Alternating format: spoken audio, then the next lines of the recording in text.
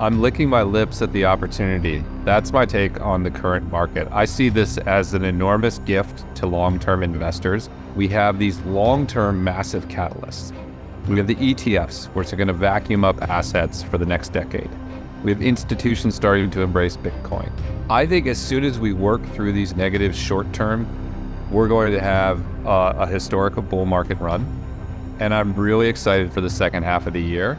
We just have to suffer through this little period because that's the way crypto works. And I think it's pretty clear we're going to blow past all-time highs and blow past, the $100,000 level, which are the two behavioral cliffs that are up next, at which point people may sell. And then it's hard for me to imagine Bitcoin stopping until it gets to this $250,000 level before there's another behavioral wall. Matt Hougan opens by expressing his excitement about the current market, viewing it as a significant opportunity for long-term investors. He acknowledges the presence of several short-term, liquidity-driven challenges. These include large-scale Bitcoin sales by entities like Mt. Gox and various governments, which are currently driving prices down. However, he emphasizes that these are temporary and non-recurring events. Hougan points out that once these events pass, the market will be primed for growth. He highlights the significance of ETF, which he believes will play a crucial role in stabilizing and growing the market over the next decade.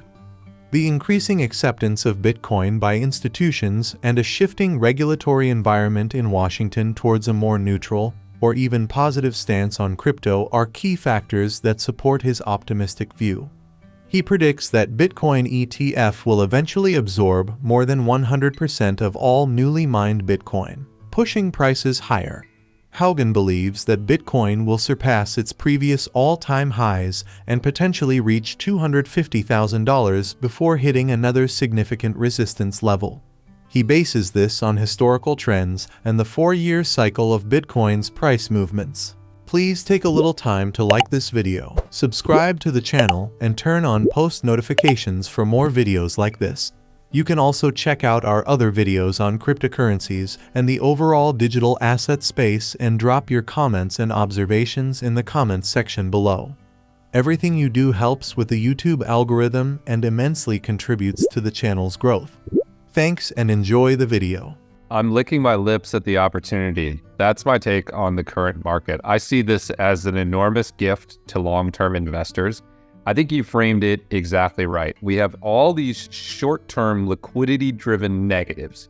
We have the Mt. Gox distribution, we have the German government with $3 billion of Bitcoin, we have the US government with $12 billion of Bitcoin, all moving to dump it on the market, which is driving the price down, and in classic crypto fashion, occurring on a low liquidity week, and therefore, blowing out futures positions, leading to cascading liquidations and so on and so forth.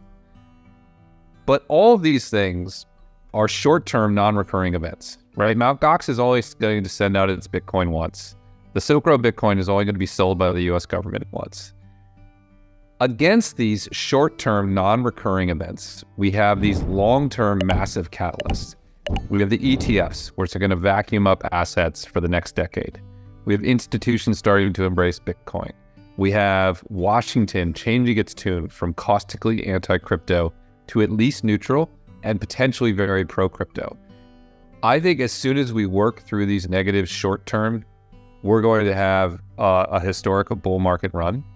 And I'm really excited for the second half of the year. We just have to suffer through this little period because that's the way crypto works. But these will pass and the long-term trends are very intact. That's my view. The inflow figure, we actually sort of covered it, which is just my history with ETFs, not just gold, but 15 years of operating in that space and building the first data system in that space is just this staircase approach that you see. And so we looked at, the early flows in these Bitcoin ETFs, and if you extrapolate outwards, it's pretty easy to get to that kind of number. And maybe even easier than it looks because these ETFs are so great. Our ETF only charges 20 basis points, which is half the price of the largest gold ETF. It's an incredible deal. And other providers are in that zone as well. So these are great products. So I think it's easy to get to that number. How that translates into price, there's sort of an art and a science to it, maybe more art than science. I think if you look at the price returns of Bitcoin and how it trades over time, what you see is, at least how it trades since the ETF launched, you see, net ETF flows gobbling up more than 100% of all the Bitcoin mined. So the ETFs have to buy Bitcoin from people who already want to sell. And you can look at, sort of how old the coins are and where people have been comfortable selling historically. And I think it's pretty clear we're going to blow past all-time highs and blow past, the $100,000 level, which are the two behavioral cliffs that are up next, at which point people may sell. And then it's hard for me to imagine Bitcoin stopping until it gets to this $250,000 level before there's another behavioral wall. I'd also note that, like, if you ascribe to the 4-year cycle history of Bitcoin, it's a pretty reasonable proxy to assume you get to something like 3 or 4x the past year's price. And I don't know, you have to sort of assume that the past is not, or the future is not going to look anything like the past to assume we won't get to these levels. So we can see it to get to 250K. It could get higher, it could get a little lower. As an investor, I wouldn't pick one particular number, but you have to do that as a pundit. That seems like a reasonable level. And I think we'll get there. I thought they were going to be a huge success, but to say that I expected $15 billion in net inflows in 6 months, even I wasn't that optimistic. Perhaps because I come from an ETF background. I was the CEO of ETF.com. I spent 15 years in that industry. I know the history of ETFs. I knew that the most successful ETF launch of all time pulled in $5 billion in its first year on the market. And I thought Bitcoin ETFs could do better than that. So I was feeling optimistic that they would be the most successful ever. But I didn't know they would 3x it in 6 months. That's absolutely incredible. And it's even more incredible when you consider that there was a fair amount of assets in GBTC, the Grayscale Bitcoin Trust, which were just there to arbitrage the discount there. And those came out as well. And those don't count in that $15 billion figure. We overcame that short-term headwind, and then we added $15 billion on top. And yeah, I was optimistic, but I wasn't quite that optimistic. There are 3 really big groups right now. So there's retail investors is certainly a big part of the market. There are hedge funds who are usually engaging in trading strategies. And then there are long-term, professional, sophisticated institutional investors, which might be family offices or financial advisors or institutions. I would say in the first days, maybe in the first months, those first 2 groups were the biggest people. They moved the fastest. Hedge funds can just decide to invest and they invest tomorrow. Retail investors can decide to invest and they'll invest tomorrow. The long-term professional investors, they take longer. They do a due diligence process. They compare competing products. They talk to their clients, and there's a process. So it's a long-winded way of saying out of the gate, I think retail and hedge funds were the biggest drivers, and that's a little bit what you see in the data. But over the last few months, we've seen a significant acceleration in this other group of long-term buy and hold institutional investors as they complete their due diligence process. And I think going forward, that's going to be the biggest group. The reason I think we'll see, more inflows next year than we see this year is because that group just gains momentum and grows and grows and grows. So first these 2 groups, but the long-term institutions are coming, and they're coming in an accelerating rate. Hougan compares them to gold ETF, which launched in the US in 2004. The gold ETF saw steady growth over several years, peaking at $19 billion in annual inflows. He believes a similar trajectory is likely for Bitcoin ETF, which have already shown impressive growth, attracting $15 billion in net inflows within 6 months.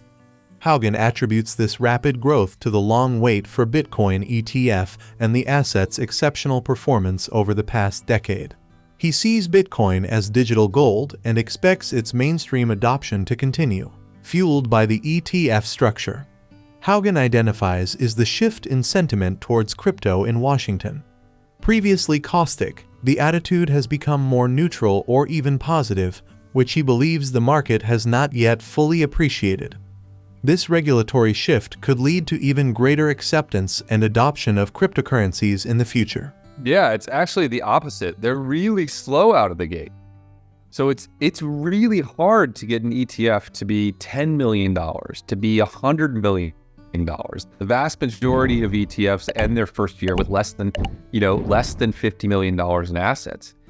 Small ETFs are challenging for institutions to buy because they're not liquid and they're not well established. So to give you an analogy, if you look at the gold ETFs, right, the gold bullion ETFs, which many people compare the Bitcoin ETFs to, they launched in the US in 2004. And they were really successful. Their first year, they had $1.5 billion in flows, and everyone thought this is amazing. But the second year, they had $3.3 billion in flows, and then $4.6 billion, and then $5 billion, and then it peaked at something like $19 billion in year 7. And that's what you really see with most ETFs is it grows year over year over year for like half a decade or a decade before it hits some sort of plateau. They're a slow moving train that accelerates. And I think that'll happen in Bitcoin too. We came out of the gate really fast, and we'll be well north of $20 billion this year, maybe 30. I think next year will be even bigger. I think it's going to be the same sort of building staircase in Bitcoin that we've seen in all other ETFs. I think it's a fair comparison. Many people think of Bitcoin as digital gold or emerging store of value. It's also the case that when gold ETFs launched, they weren't a mainstream asset, and ETFs helped bring them into the mainstream, just like Bitcoin hasn't been a mainstream asset and ETFs are bringing them into the mainstream. So I think it's a reasonable comparison. And, we can talk about why the Bitcoin ETFs have grown so much quicker.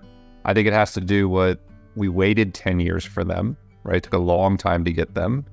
And also the fact that Bitcoin, look, it's just objectively the best performing asset in the world over the last 3, 5, 10, years.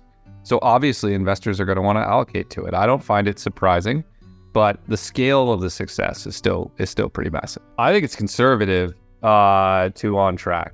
Again, I'm not worried about these short-term, non-recurring negatives. I'm really focused on the long-term themes. And the thing that's changed more than anything over the last 3 months is the attitude in Washington towards crypto, which again has gone from really caustic to neutral or positive. And I don't think the market has priced that in. So yeah, I think we'll get to $100 billion by the end of 2025. I mean, we might exceed that given what I'm seeing in the market. Hougan is confident that Bitcoin ETF will continue to grow, potentially reaching $100 billion in assets by the end of 2025. He remains focused on the long-term themes and catalysts driving the market, rather than being overly concerned with short-term fluctuations. Hougan concludes with a positive outlook for the second half of the year and beyond. He believes that once the market works through the current short-term challenges, we will see a historic bull market run. He urges investors to remain patient and focused on the long-term potential of cryptocurrencies, particularly Bitcoin. Please like and subscribe my channel.